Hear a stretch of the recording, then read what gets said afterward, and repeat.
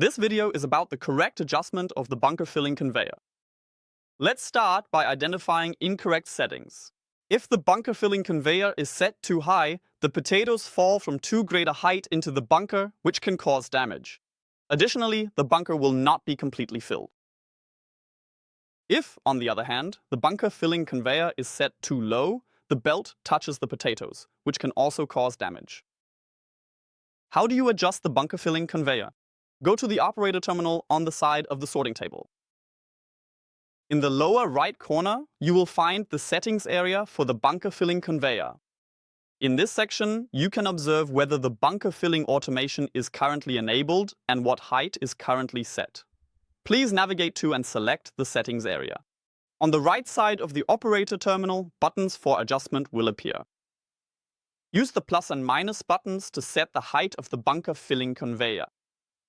The filling conveyor automatically adjusts to the set value when the automation is activated. With the two lower buttons, the height of the bunker filling conveyor can be adjusted manually. The bunker filling conveyor is considered to be perfectly adjusted when the potatoes slide into the bunker with a minimal drop height, and the conveyor does not damage the potatoes already inside the bunker.